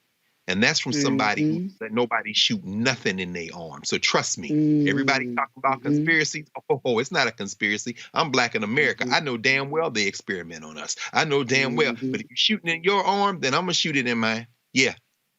Because I'm not sure. I'm not sure that they don't have a vaccine yet. We don't know whether these are good for a year or not. We don't know how long that we're going to have to do this, but I know that I want to stick around. And so I'm with you, brother. I'm with y'all, sis. I mean, look, you got to take the vaccine. In fact, tomorrow on Roland Martin Unfiltered, we'll show you some of what Andrew Young had to say about why he took the vaccine. You saw a little bit of that on Tuesday. We have more of that tomorrow. Got to go to a break. We come back. We'll talk new Netflix show, reality show on a Black funeral home. That is next. Also, folks, don't forget, if we want you to support what we do here, Roland Martin Unfiltered, bring you the kind of content and the panel and discussion you're not going to get anywhere else. So please be sure to join our Bring the Funk fan club by supporting us. Go to Cash App, $RM Unfiltered, PayPal.me/R Martin Unfiltered, Venmo.com /RM Unfiltered. Of course, you can use Zelle by seeing the email is Roland@RolandSMartin.com. Plus, you can send a money order to New Vision Media, Inc., 1625 K Street Northwest, Suite 400, Washington, D.C., 2006. All right, folks, I'll be right back on Roland Martin Unfiltered.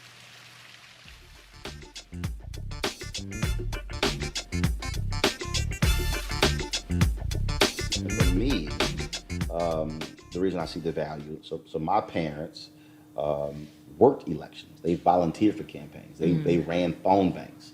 I remember being 7, 8, 9 years old. It was like you had no choice. It's not like you had a vote. It was like, yo, go over there for the next 8 hours, stand there and hand out these pamphlets to anybody who's walking in, and then we'll bring you lunch, and then you got some water for yourself. It's kind of like, okay. Again, that was what wasn't like my brother could say, nah, we're all right. We gonna stay at the house.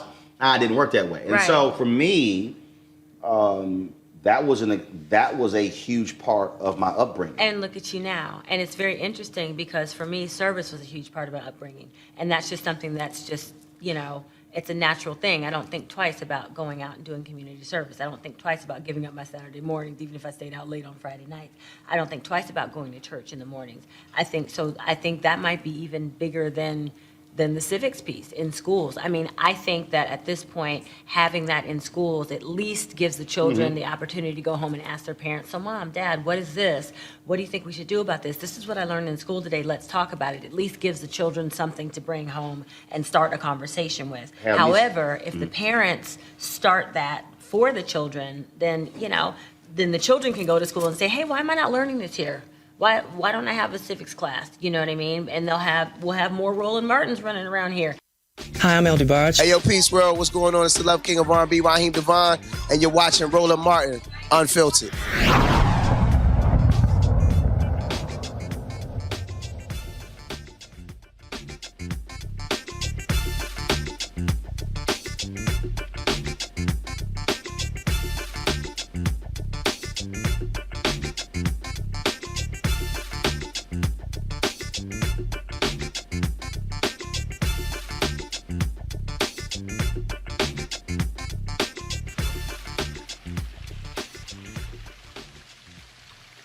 All right, folks, you've seen a lot of different streaming services and a whole lot these days. You got Netflix, you got Hulu, you got Prime Video, you got Paramount Plus, you got BT Plus. Let's see, you got HBO Max, you got Apple Plus. We're about to have more streaming services than we actually have cable channels. And lots of Black content. Black people watch TV more than anybody else. And so all these people are targeting African Americans. There's a show called Buried by the Bernards on Netflix. Check this out. I can put you on the transportation team. You can pick the families up. No. You can drive them to the cemetery. You can drive them to the church. Last time you had me in the cemetery, my heels got all muddy because it was raining. My name is Ryan Bernard. I'm the owner at R. Bernard Funeral Services. This is my office, the VIP suite. My dad started this business so we could carry on his legacy and pass it down. I want to introduce you all to my Uncle Kevin. Hey there, how you doing, man? I'm here to pick up a body. I want the head to be straight, okay? If his head crooked, it should be like this. When they get ready to bomb it, it'd be hard to turn the neck, so you keep your neck straight. You got it? And in this office, we have my mother. Kim Jong-un, Mussolini, Stalin, and Debbie Bernard. I'm your mama. I'm the boss. After I die, I'm still the boss. Pick up a body? Yeah. And it's gonna be in the back of here? Yeah, we gonna put it back. Where else he going? Kevin, my Gucci purse is back there. Yeah, I thought you quit. I quit every day. Compared to me, I think they're extremely lazy. All I want from this woman is a little respect. Wait for a second. Good. Of course, the show is about a family that manages a budget-friendly funeral home. Warren Robinson is the producer of the show, and he's joining us right now. Warren, how you doing? Hey, I'm good, Roland. How are you? Great. We've seen similar shows. I forgot the network. There was a funeral home out of Dallas that I'm very familiar with. They were on that particular show. You say it took quite a while to get this on air. Now, of course, you have all these services out here. Everybody and their mom is looking for black content. And so just talk about that process. Oh, man. So I actually met the Bernard family back in 2018. It took a while in the process, just kind of convincing them to even go along with it, man, because they are not television people, right? They're just down there running their business, and here comes somebody saying, hey, I want to sell you to a network. I want to put you on television. And so we had to convince them to go along with that process and convince them it was okay. And so had a little hiccup there, but we got them on board, sent it out. And got a lot of rejections, but then Netflix came in and said, you know what, hey, we want to put this on. So it from 2018 to 2021 before you're actually seeing it. So all of these streaming services and networks and folks, again, targeting black content. But I got to ask you, what are black content providers also saying to these companies about their practices beyond the content? Are you asking them, are they advertising with black media? What are they doing to get the word out? Or are they only spending their dollars on mainstream media? So are they also being challenged on how they're circulating dollars where it's not just on the content side, but on the business side too?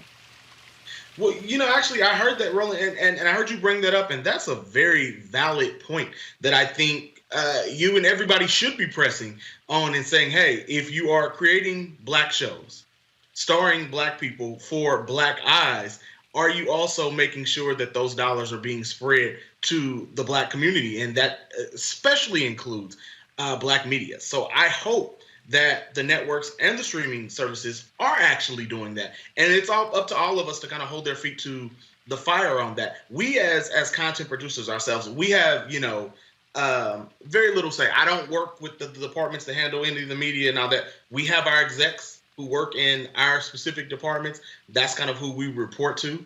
And, we definitely throw in words and say, hey, we want to make sure that we're targeting here. We want to make sure that we're marketing here. But outside of that, it's completely up to the executives at each of the companies to make those decisions. And so what we have to make sure that we're doing is that we are getting executives of color who are in those positions who are going to reach out and say, you know what, we are going to spend that money with black media.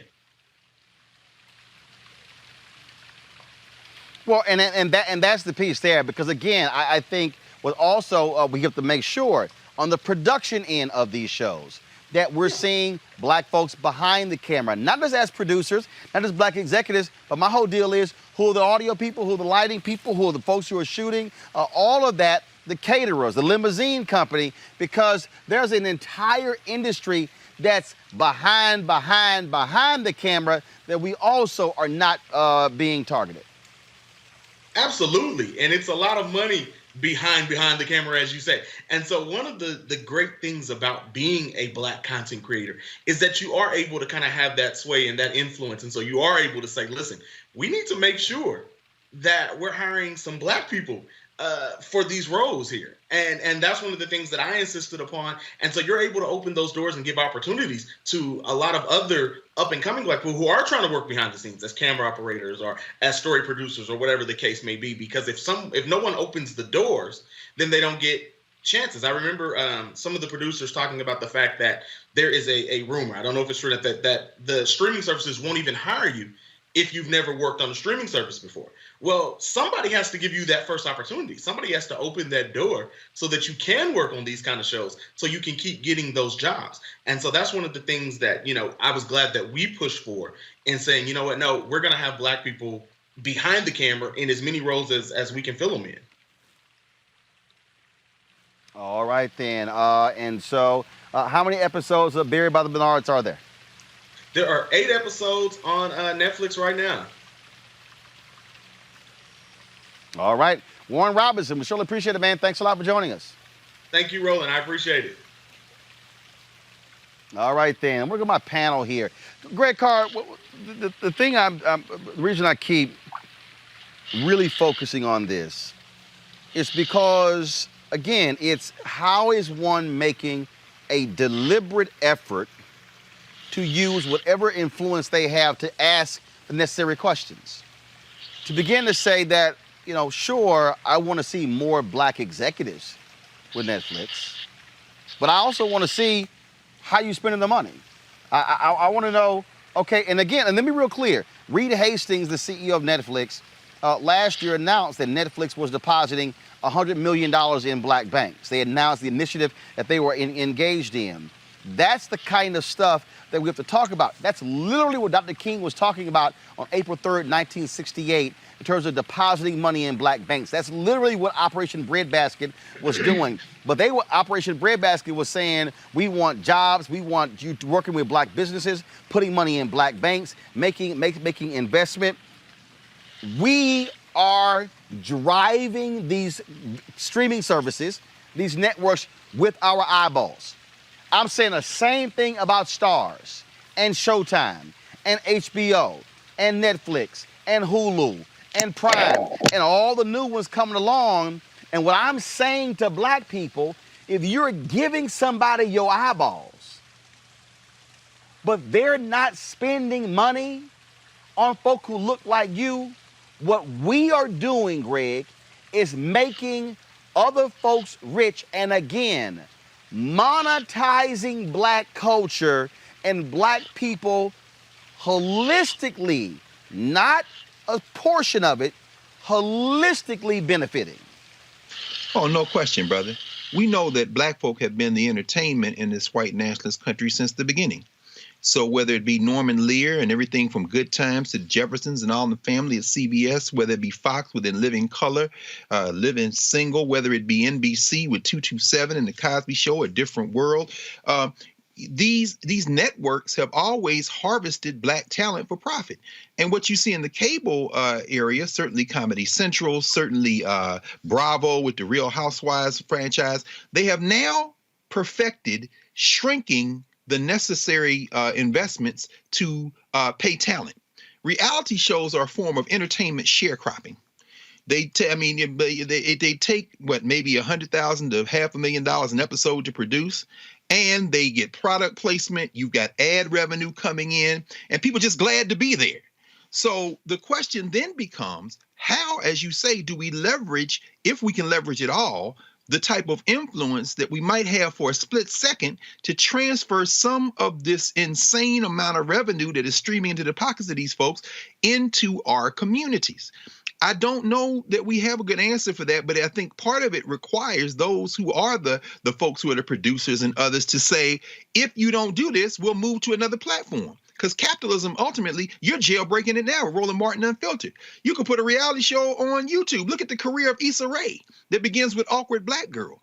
I think we have to really take a step back, if we can, as a group, and think about the entertainment sharecropping model of reality TV, which is nothing but a pure profit endeavor by these broadcast networks and all platforms to get the maximum amount of profit from the minimum form of investment.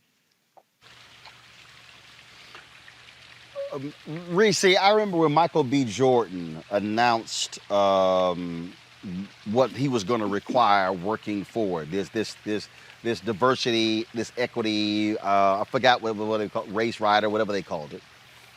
I remember Regina King talked about that as well, and folks were talking about they want to see a certain percentage of folks on the crews who are women and who are also black and Latino and using their power. What I am saying to these folks as well is that if you're a Michael B. Jordan, let me actually back that up, because I'm going to use Michael Jordan the same way. Mm-hmm. And for everybody listening, I need y'all to understand there's a difference between influence leverage, and Yes, power. sir. Right. I need everybody who's watching, so let me unpack this for y'all. There is influence, there is leverage, and there is power. Some people kept saying Michael Jordan is the most powerful basketball player in the NBA. They're wrong. Michael Jordan had influence. Michael Jordan had leverage. Michael Jordan did not have power. If Michael Jordan had power, Michael could have said, team ain't breaking up. If Michael had power, Michael would have said, y'all gonna give Scotty the contract that he deserves. He didn't. In fact, Michael did not have power when he was an executive with the Washington Wizards. He came out of retirement, played ball, sold the arenas out. Then when he finished playing basketball the second time, Jordan then said that he was going to play basketball the third time. He then goes into a meeting with Ted Leonis. Come on, brother. Who was a minority owner of the team. And they went in and met with Abe Pollin. Abe Pollin, Reese, was the owner of the Washington Wizards. Michael tells Abe, I'm ready to resume my job as head of basketball operations. Abe says, Michael, we thank you for what you've done. We're moving in another direction. Here's a check for $10 million and thank you for your services.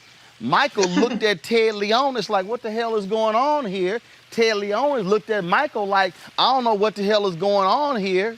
And Michael got pissed off, got up and walked out the meeting, got in his Jaguar and drove off, left a $10 million check on the table.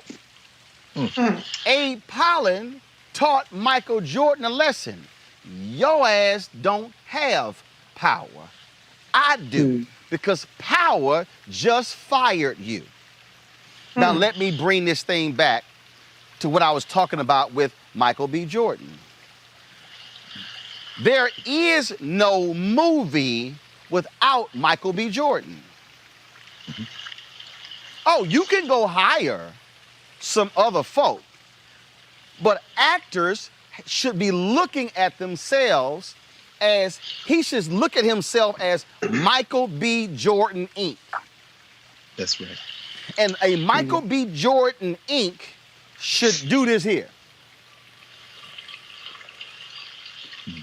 Y'all want Michael B. Jordan to be in your movie, right? Okay. Here is my diversity index, my race equity index. So I want, Erica, these number of people, I need to see these folks on the set. Do y'all have a list of diverse caterers? We gonna need some diverse caterers. Your transportation company, do you have a list of diverse transportation providers? I'm gonna need you to do that. Your travel agents, do you have a list of diverse travel agents? Okay, I need to see that. Oh, hold up now. While we also on this, I need to know who we marketing this movie to, and then what black media outlets are being invited to the press junkets. How much money of the advertising budget is going to be spent on black media outlets? See, some of y'all not paying attention who are watching because y'all didn't hear what I just said. Roland wasn't selfish saying what y'all gonna do for Roland when it comes to black media. No, I said black media, catering, limousine contracts, travel contracts. I'm talking about, see, do y'all see me? This is how it needs to be. It needs to be 360. It needs to be 360. Let me go the other way for some of y'all. It needs to be 360. It needs to be 360. That's how black creators should be coming to the table and saying, okay, if you're Jordan Peele, I've got a Amazon Prime Video deal. If you are Donald Glover, Erica, I just signed a new deal with Prime Video. If I'm Shonda Rhimes before the Netflix, oh, y'all trying to recruit me for this deal? I need to know 360 all of these things happening, because if y'all want my talent, I got to make sure my people are getting paid. Reese, go ahead. Absolutely. I think that, it's all about, like you said, it's leveraging your power. And, unfortunately, not all black actors, even ones that we look at as powerhouses, have that power or that leverage. Today, I just saw an article about how Taraji P. Henson got paid $40,000 for The Curious Case of Benjamin Button, and that movie went on to make $350 million. I saw yesterday about how a comedian, and I forget her name at the moment, I think Brenda Jones from Mad TV, found out that a peer of hers that came on after hers made more money than her. And when she asked to renegotiate her salary, they told her, no, absolutely not. And so I agree with everything you said. I can't restate it better than you, and I can't even add on to it better than you. So what I will say is, going back to the point I've been making many times on this show, is about validating black outlets. Come on, Lisa. Like Kev on Stage, who created his own app from scratch. He does exactly what you're talking about, Roland. He hires black crews. He's owning his content. He's putting on other comedians in the middle of a pandemic, paying them well, and he's really creating this whole pool of talent around him, and everybody wins in every aspect, 360 degrees. But you don't see a Kev on Stage nominated for an NAACP Image Award, or you don't see him getting the kind of mainstream, mainstream attention that he deserves. And so the same goes to Roland Martin Unfiltered and other black outlets, black-owned outlets. And so what I would encourage the audience to do, and what I would encourage these celebrities who have influence to do, is to put some of their efforts behind validating these black outlets that are actually about paying, uplifting, and bringing black dollars to black people. Because one last point I'll make, I saw a thread from this white woman who was a comedian on Netflix, and she had a special that was on Netflix. And one of the things she said, and it could have just been her deal, it might not have been everybody's deal, is that she doesn't get any residuals from her special. She sold her show to Netflix, and so after that, she don't get paid from it. And so even when it looks like somebody has made it, oh, they have a Netflix show, oh, they have a this show, or they have a that show, if you're not continuing to get residuals like Dave Chappelle brought attention to as well with the Chappelle Show, then you're still not profiting. And so that's where owning your own stuff, having your own platform, is really the key to financial independence. And it's really the key to cooperative economics and putting other black people on so that everybody gets a piece of that pie. Erica. Yeah, amen and hallelujah to what Reese laid out and the power dynamics that you laid out for us, Roland. And this goes back to what we were just talking about on last week when you talked about the Black collective. There has to be an interest in doing that. What Kev on Stage did was very deliberate. And if there is an interest in being deliberate and building power and making sure, as it's been said on this show, that if you're saying that it's lonely at the top, then dummy, you didn't bring anybody with you. That should really be an offense, right? So when you look at the ways with which this white gaze, and Dr. Carr mentioned it on last Saturday on in class with Dr. Carr, talked about the whole white famous piece. There's nothing wrong with fame across all spectrums, but to actually sit in and say that, okay, I made it now that these people, as Reese has talked about, validated me. There's something demonstrably wrong with that, and that's problematic. So as we continue to really engage and really make sure that models like the one that you have example for everyone, Kev on Stage, as Reese brought forward, Issa Rae, as Dr. Carr talked about, when we see those models, if people are really interested, because I don't know that everybody is interested, but if people are really interested in actually building the collective, that what you just laid out and the examples that are before us, that's the way to do it. See, Greg, See, Greg, what I'm really laying out is for those of us who have amassed that level of influence and leverage to wield it. What I'm talking about is to literally say, ain't nothing moving unless this happens. See, what I'm talking about is a shift. I ain't trying, let me see. I'm not trying to do this here. Switch to this camera up here, please.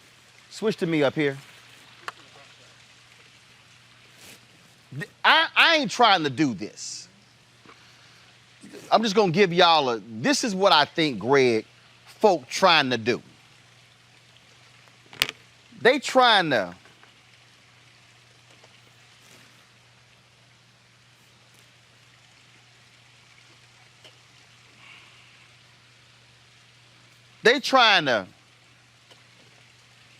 slightly move.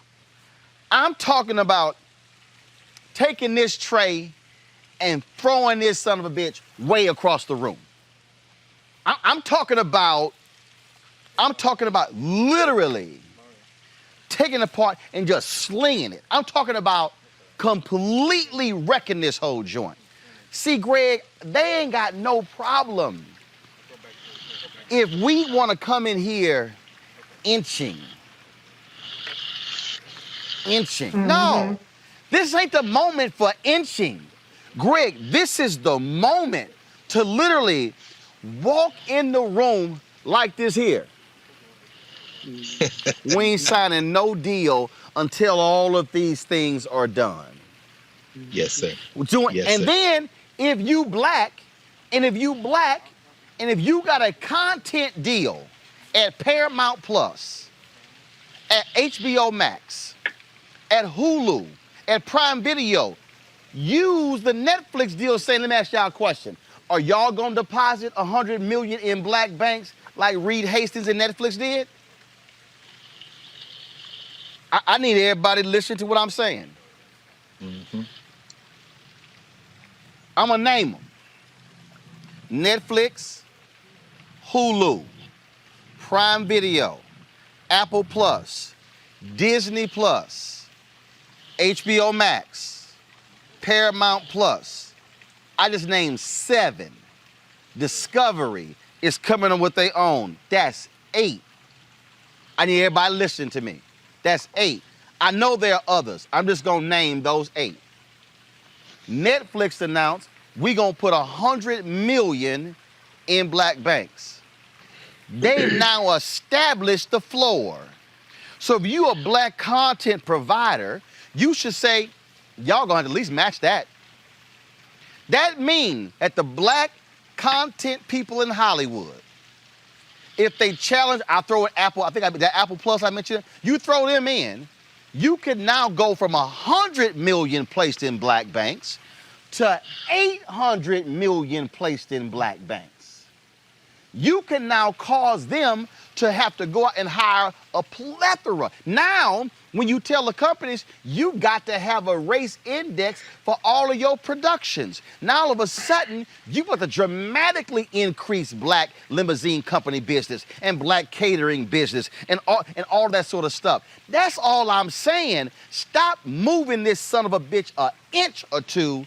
Say we about to sit here and just shift the whole damn game. Roland, first of all, brother, I thought you was gonna throw that stand into the pool. That's why I was waiting for that move. That's number one. I was gonna get that out of the way. You understand? I got 2 iPads, 2 phones on here, and so no, that wasn't about to happen. But trust me, I was thinking it.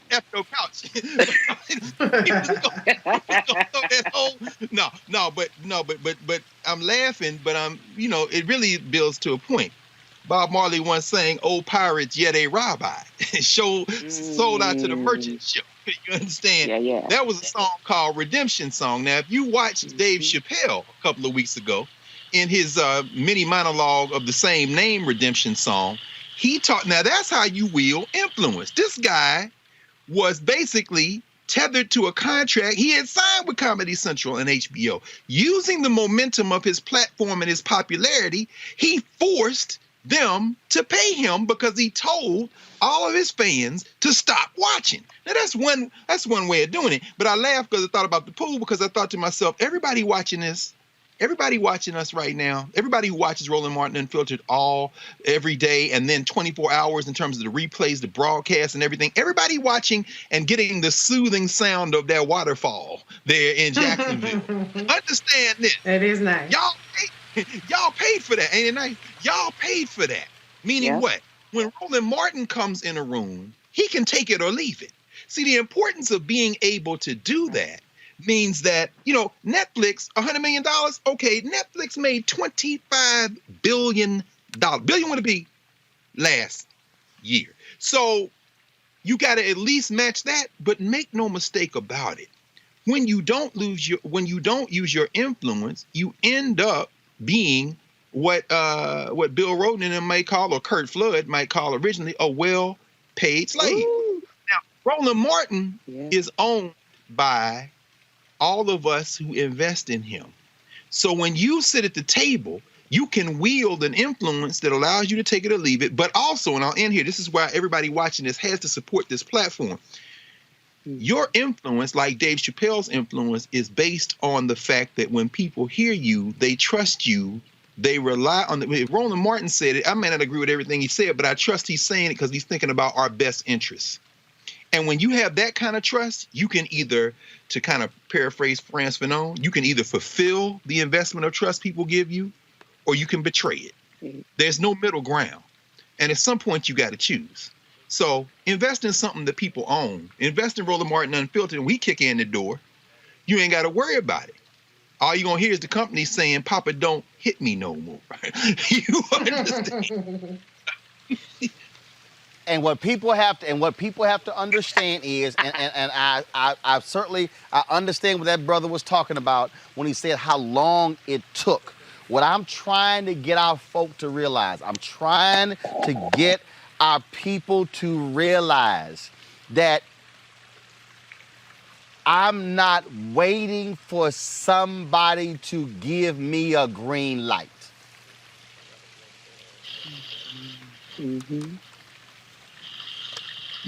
I'm not waiting for somebody to say, you ready.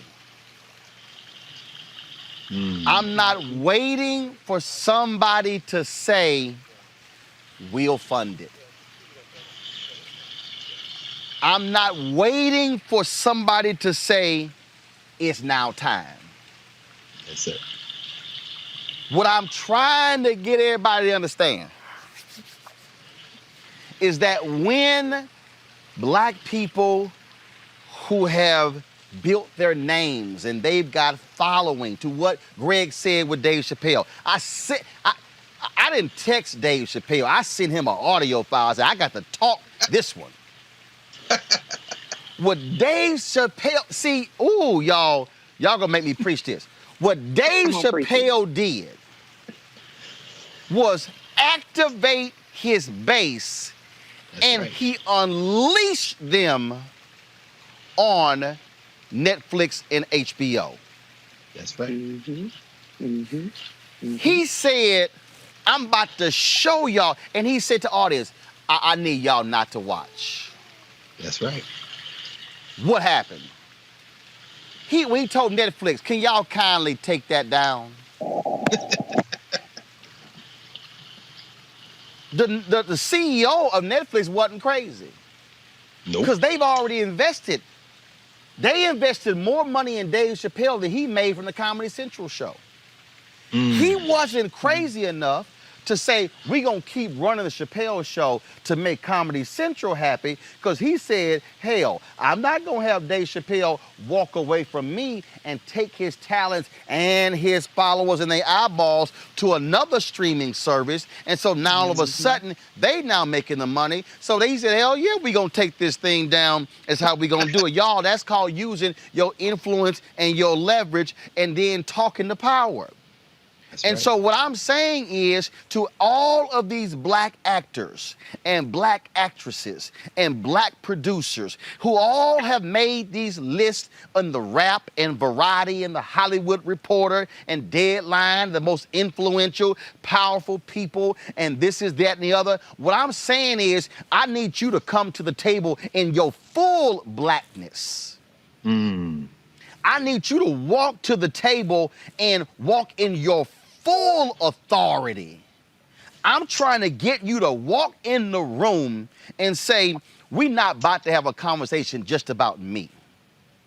I want to know, are you putting money in black banks? Are you helping black caterers and black limousine companies? And coming out with do a roll call, because now what you're doing is you're forcing them to realize how they have been ignoring and denying black folks in so many areas. And that's how you take the collective and then you begin to build the village, and you then begin to take it further. And imagine what it's like 5 years from now if a sister comes up and says, thank you, Michael B. Jordan, not for being people's sexiest man alive, but because of what you said, they hired me on 2 productions, and now I've done 25 productions for my catering company. Thank you for saying what you said when it came to transportation companies, because I had 2 cars, and all of a sudden, because of what you did and getting those contracts, I now have a fleet of 50 or 100 limousines and sprinters and other transportation vehicles, because you use your power. Yeah, I watched you and you didn't know about me, but because of what you said and did and forcing them to change, then that's how this thing is going, which is all I'm trying to say to everybody. The same thing applies in these political campaigns. I'm going to say this, I'm going to end this right now, because I told y'all I was going to preach this thing, and that is this here. I need the same thing happen in political campaigns. I need to, and I'm just going to go ahead and put this out there right now, and it don't even matter.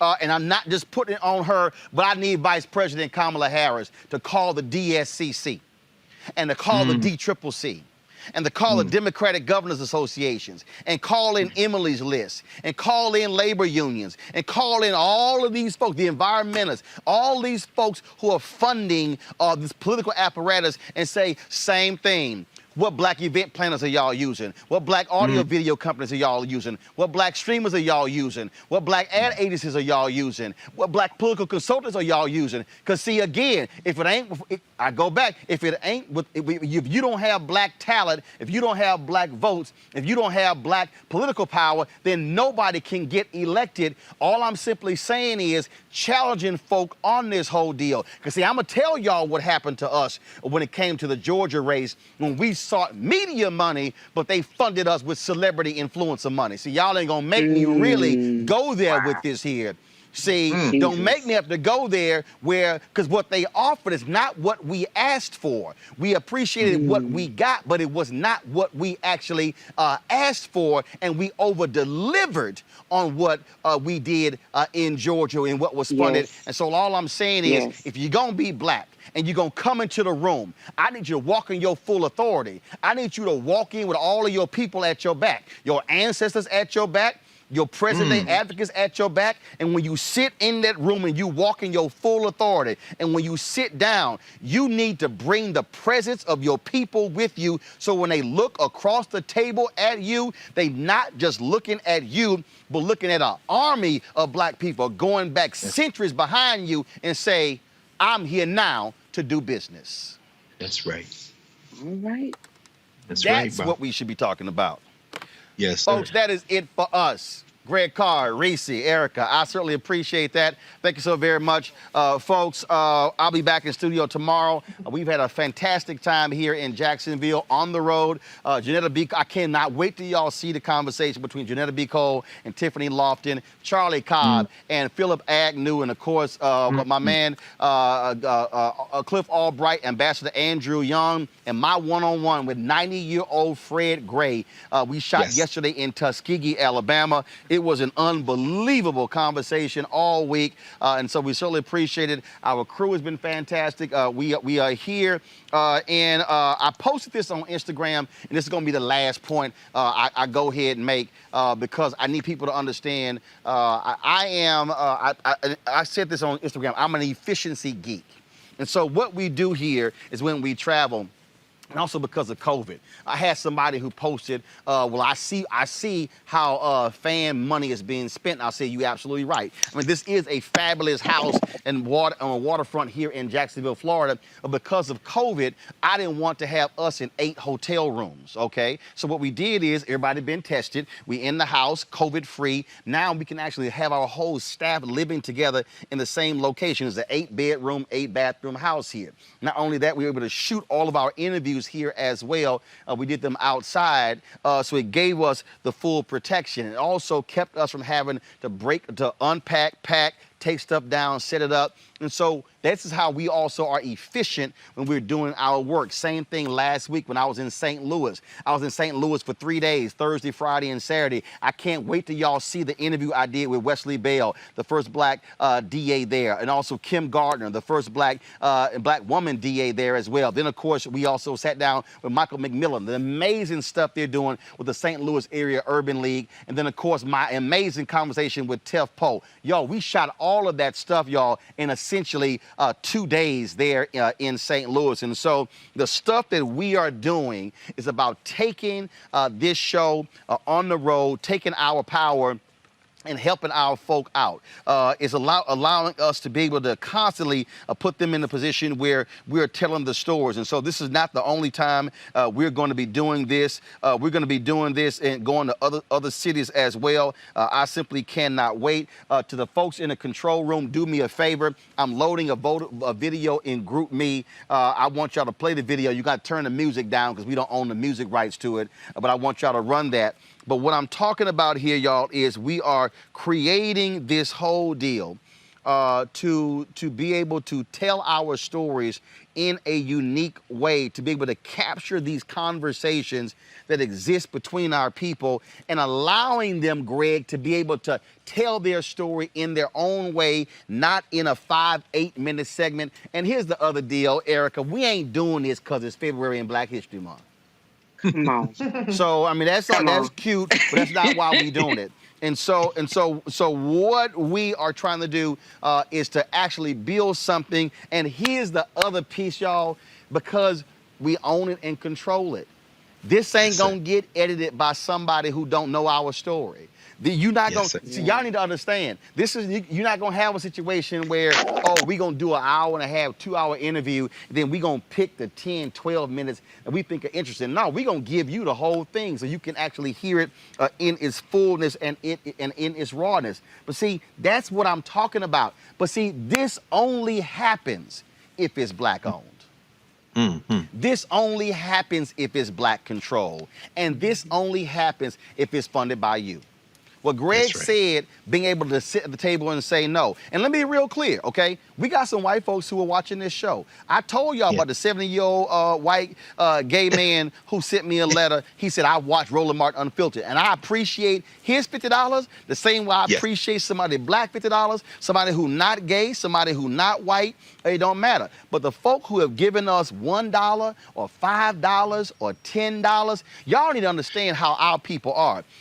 We were in Atlanta, Erica, at the last Biden rally for Ossoff and Warnock. And a sister saw us on YouTube. She said, I needed my daughter to come meet you. She brought her $20.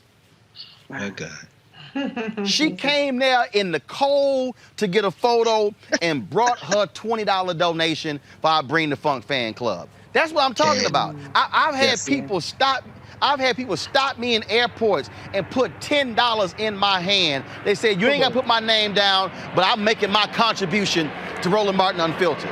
I'm trying to tell y'all, I'm not, look, this ain't no Creflo Dollar stuff where I'm trying to make stuff up to get you to give and give a story. No, I'm telling you literally what we have experienced as we have traveled around this country. Yesterday at the Tuskegee, the museum there, man, the Multicultural Center, man, they laid it out for us. They were great. They were wonderful. They had the video on the sign. It was all of that. I mean, we just had an amazing conversation. We had, hey, get Shalay. I need her to tell her to text me, Shalay. I need the name of the black caterer in Tuskegee and the black caterer here in Jacksonville.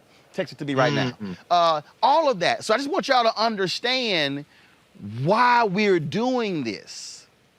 We're doing this because we're not interested in talking about black excellence and only through the prism, and it's no disrespect, but we ain't talking about black excellence as if it's defined by Barack Obama, Michelle Obama, by Beyonce, by LeBron, no. The depth of talent and knowledge that we have in our community that goes unknown and unsupported every day is unbelievable.